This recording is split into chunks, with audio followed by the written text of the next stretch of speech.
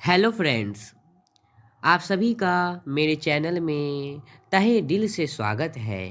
आज हम लोग डीएवी क्लास 8 के पाठ्य पुस्तक सुरभि के प्रथम पाठ सुवचनानी में श्लोक के अर्थों को समझेंगे।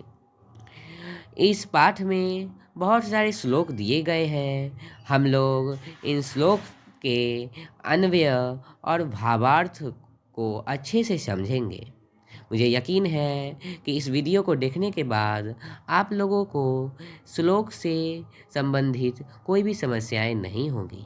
अगर आप लोगों को कोई समस्याएं होंगी तो आप उसे कमेंट में डाल दीजिएगा। तो चलिए आज का हम अपना वीडियो स्टार्ट करते हैं।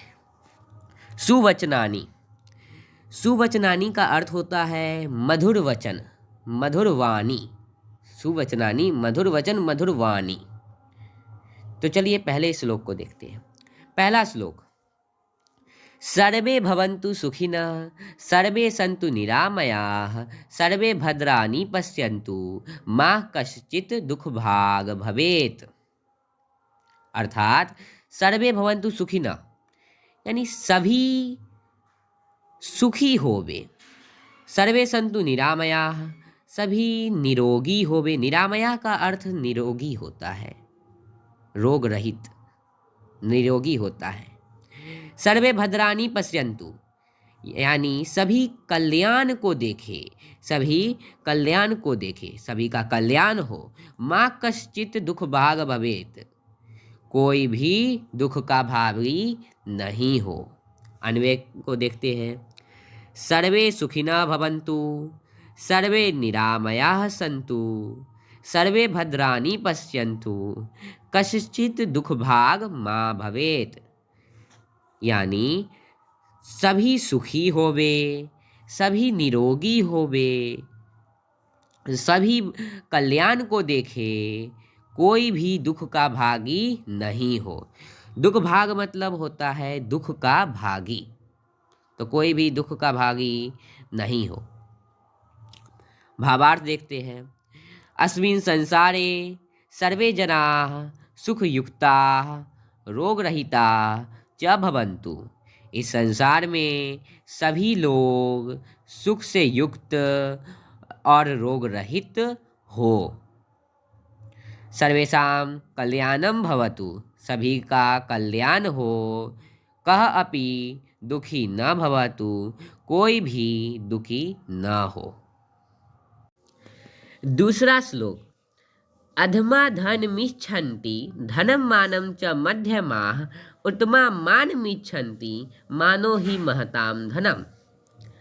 यहाँ पर अधमा का अर्थ निम्न कोटि के लोग, छोटी सोच वाले लोग होता है। मध्यमा का अर्थ मध्यम श्रेणी के लोग और उत्तमा का अर्थ श्रेष्ठ लोग, उत्तम कोटि के लोग हैं। मान का अर्थ सम्मान होता है।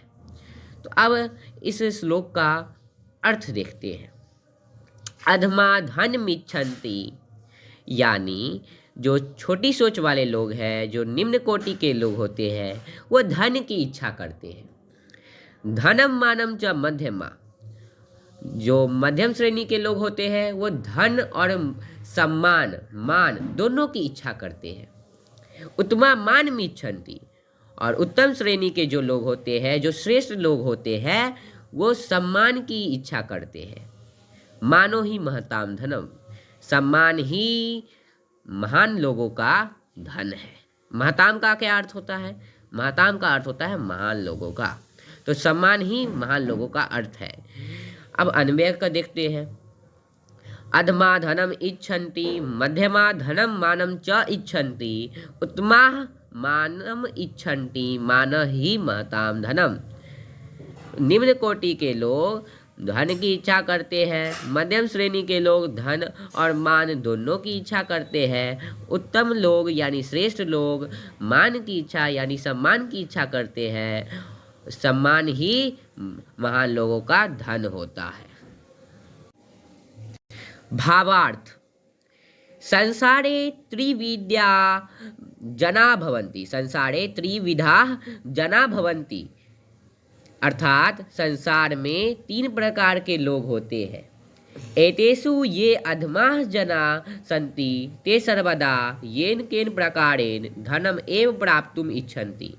इनमें जो छोटी सोच वाले लोग, निम्न कोटि वाले लोग होते हैं, वे हमेशा किसी भी तरह येन केन प्रकारेण यानी किसी भी तरह से धन ही प्राप्त करने की इच्छा करते हैं। मध्यम श्रेण्याः जनाः धनेन सह सम्मानम अपि इच्छन्ति। मध्यम श्रेणी के लोग धन के साथ साथ सम्मान की भी इच्छा करते हैं। पर श्रेष्ठाः जनाः केवलं सम्मानं वाञ्छन्ति, यतः तेषां कृते सम्मानः एव महत्वपूर्णः भवति, धनस्य कोऽपि मूल्यः न भवति। परंतु श्रेष्ठ लोग केवल सम्मान की इच्छा करते हैं, क्योंकि उनके लिए सम्मान ही महत्वपूर्ण होता है, धन का कोई भी मूल्य नहीं होता है। एक बार मैं भावार्थ को पुनः दोहराता हूँ। संसार में 3 प्रकार के लोग होते हैं। इनमें जो छोटी सोच वाले लोग होते हैं वे हमेशा किसी भी तरह से धन ही प्राप्त करने की इच्छा करते हैं। मध्यम श्रेणी के लोग धन के साथ साथ सम्मान भी चाहते हैं, परंतु श्रेष्ठ लोग केवल सम्मान की इच्छा करते हैं कि उनके लिए सम्मान ही महत्वपूर्ण है, धन का कोई भी मूल्य नहीं होता है। तीसरा श्लोक। जाड्यम धियो हरति सिंचति वाचि सत्यम मनोन्नतिम दिशति पापम अपाकरोति चेतः प्रसादयति दिक्षु दनोति कीर्तिम सत्संगति कथ्य किम न करोति पुंसाम। इस श्लोक में जाड्यम का अर्थ होता है मूर्खता, जड़ता। धियो का अर्थ है बुद्धि की। वाची का अर्थ है वाणी में। मनोन्नतिम का अर्थ है सम्मान में वृद्धि। दिशति का अर्थ है दिशाओं में प्रसार करती है। अपाकरोति का अर्थ है दूर करती है। चेतः का अर्थ है हृदय को। दिक्षु का अर्थ है दिशाओं में। तनोति का अर्थ होता है फैलाती है। अब इस श्लोक के अर्थ को हम लोग समझते हैं। जाड्यम धियो हरति सिंचति वाचि सत्यम, यानी जो सत्संगति है, सत्संगति बुद्धि की जड़ता को हर लेती है और वाणी में सत्य को सींचती है। मनोन्नतिम दिशति, सम्मान में वृद्धि को दिशाओं में प्रसार करती है। पापम अपाकरोति, पाप को दूर करती है। चेतः प्रसादयति, यह हमारे हृदय को खुश करती है, प्रसन्न करती है। दिक्षु तनोति कीर्तम, हमारी प्रसिद्धि को ये दिशाओं में फैलाती है। सत्संगति कथ्य किम न करोति पुंसाम, यह कहा गया है कि सत्संगति पुरुषों या व्यक्तियों का क्या नहीं करती है। अब अन्वय का अर्थ देखते हैं। सत्संगति धियः जाड्यम हरति, सत्संगति बुद्धि की जड़ता को हर लेती है। वाची सत्यम सिंचति, वाणी में सत्य को सींचती है। मानोन्नतिम दिशति, सम्मान की उन्नति, सम्मान की वृद्धि को दिशाओं में प्रसार करती है। पापम अपाकरोति, पाप को दूर करती है। चेतः प्रसादयति, हमारे हृदय को प्रसन्न करती है। दिक्षु कीर्तिम तनोति, हमारी प्रसिद्धि कीर्ति को दिशाओं में फैलाती है। कथ्य सत्संगति पुंसाम किम न करोति, कहा गया है सत्संगति पुरुषों या व्यक्तियों का क्या नहीं करती है। भावार्थ का अर्थ देखते हैं। सज्जनानां मित्रता बुद्धेः मूर्खताम नाश्यति, सज्जनों की मित्रता बुद्धि में मूर्खता का नाश करती है। अन्या एव मानवः सत्यम वदति अथवा सत्यस्य मार्गम अनुसरति, इससे ही मानव सत्य बोलता है अथवा सत्य के मार्ग का अनुसरण करता है। सज्जनानां मित्रतया मनुष्याः सम्मानं प्राप्नुवन्ति, सज्जनों की मित्रता से मनुष्य सम्मान प्राप्त करते हैं। श्रेष्ठै कर्म भी उन्नतिम च प्राप्नुवन्ति। और श्रेष्ठ कर्मों के द्वारा उन्नति प्राप्त करते हैं। सज्जनानां मित्रतया मनुष्यस्य पाप कर्म नष्टं भवति। सज्जनों की मित्रता से मनुष्य का पाप कर्म नष्ट होता है। मनः च प्रसन्नं भवति, और मन प्रसन्न होता है। मनुष्य सर्वत्र कीर्तिं प्राप्नोति, अर्थात सज्जनानां मित्रतया एव मानवस्य पूर्णरूपेण विकासः भवति, न दुष्टानां मित्रतया। मनुष्य सर्वत्र सभी जगह प्रसिद्धि प्राप्त करता है, अर्थात सज्जनों की मित्रता से ही मानव का पूर्ण रूप से विकास होता है, न कि दुष्टों की मित्रता से। अब चौथा श्लोक। निंदन्तु नीति निपुणाः यदि वा स्तुवन्तु, लक्ष्मीः समाविशतु गच्छतु वा यथेष्टम्, अद्यैव वा मरणमस्तु युगान्तरे वा, न्यायात् पथः प्रविचलन्ति पदं न धीराः। इस श्लोक में नीति निपुणा का अर्थ व्यवहार में कुशल लोग, कर्तव्य पालन करने में सिद्ध लोग हैं। लक्ष्मी का अर्थ धन है, और न्यायात पथ का अर्थ न्याय का पथ, न्याय के रास्ते से। तो इस श्लोक का अर्थ देखते हैं। निंदन्तु नीति निपुणाः यदि वा स्तुवन्तु, यानी जो धैर्यवान लोग हैं, धीरा का अर्थ धैर्यवान लोग होता है। जो धैर्यवान लोग हैं उनकी कर्तव्य पालन करने में सिद्ध लोग निंदा करे या प्रशंसा, उनके पास धन हो या इच्छा अनुसार चली जाए, उनकी मृत्यु आज हो जाए या युगों के बाद हो, बहुत ही कालों के पश्चात हो, न्याय के पथ से, न्याय के रास्ते से वह अपने पैरों को कभी भी विचलित नहीं करते। यह श्लोक का अर्थ था। अब अन्वय का अर्थ देखते हैं।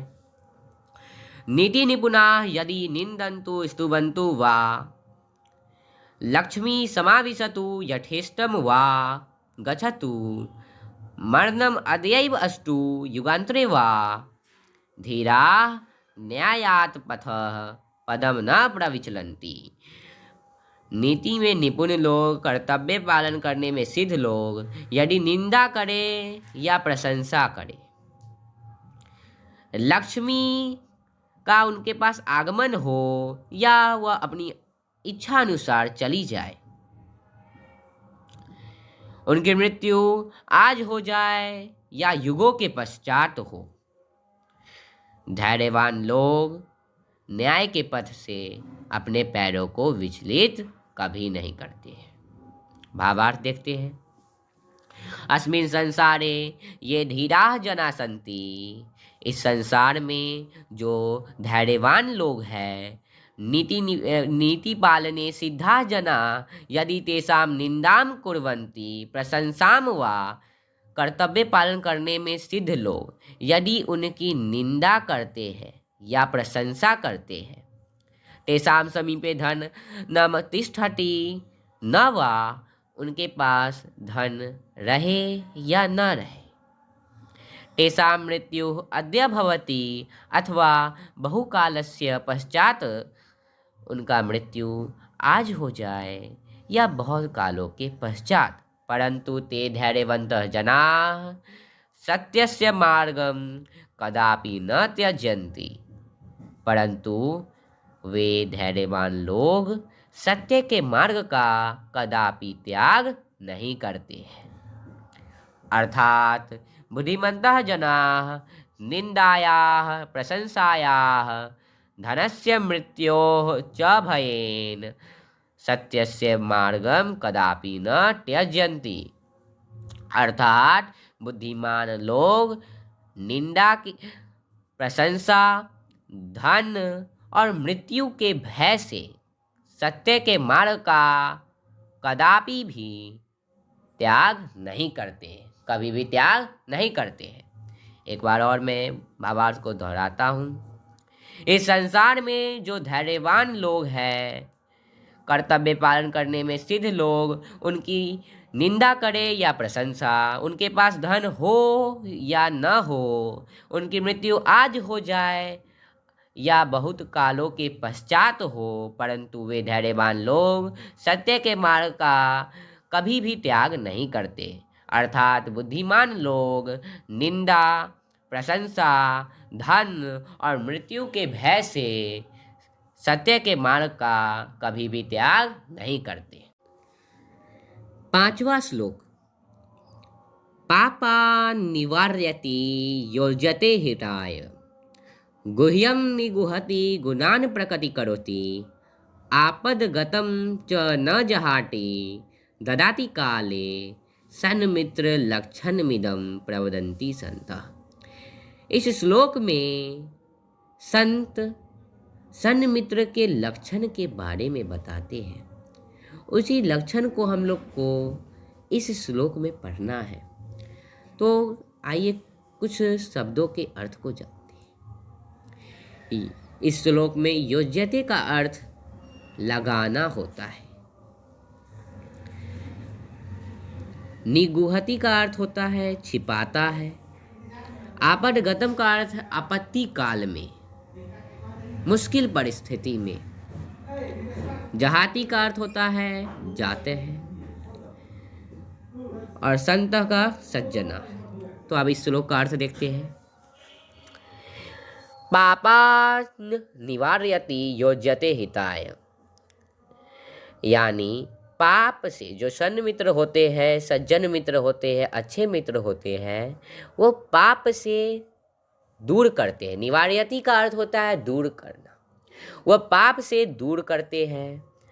योज्यते हिताय, हिताय का अर्थ होता है हितकारी कार्यों में, यानी हितकारी कार्यों में हमें लगाते हैं, उन्हें करने के लिए हमें प्रेरित करते हैं।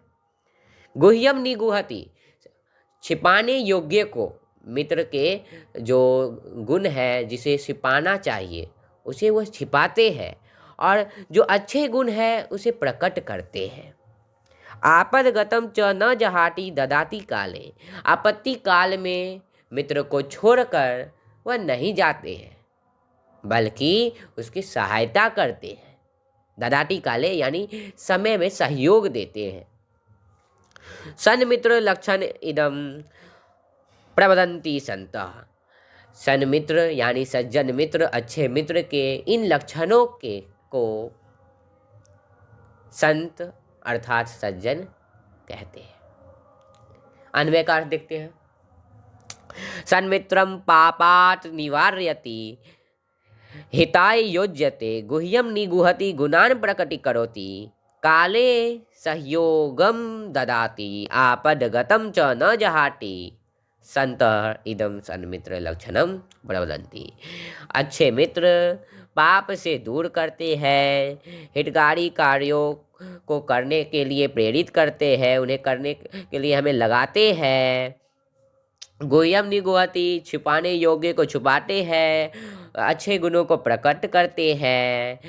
काल में यानी समय में सहयोग देते हैं, बुरे समय में छोड़कर नहीं जाते हैं।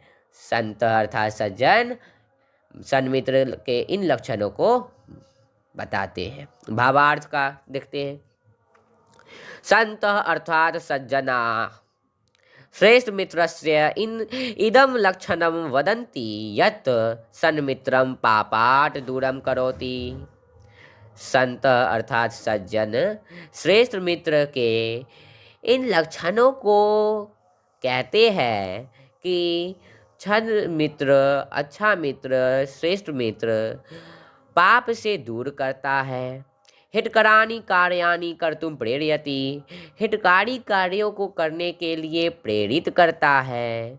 मित्रस्य दुर्गुणान् सर्वेषां समक्षे न कथयति अपितु गुणान् एव प्रकटयति, मित्र के दुर्गुणों को सभी के समक्ष नहीं कहता है, अपितु गुणों को ही प्रकट करता है। आपत्काले अपि स मित्रं त्यजति न अपितु तस्य सहायतां करोति। आपत्काल में, विपत्ति काल में भी वह मित्र को नहीं छोड़ता है, अपितु उसकी सहायता करता है। तस्मै सर्वविधम सहयोगम यच्छति, उसके लिए सभी तरीकों से, सभी विधि से सहयोग देता है। मैंने सारे श्लोक का अर्थ समझा दिया है। यदि आपको यह वीडियो अच्छा लगा हो तो इसे लाइक करिएगा और मेरे चैनल को सब्सक्राइब कर दीजिएगा। धन्यवाद। आपका दिन शुभ हो।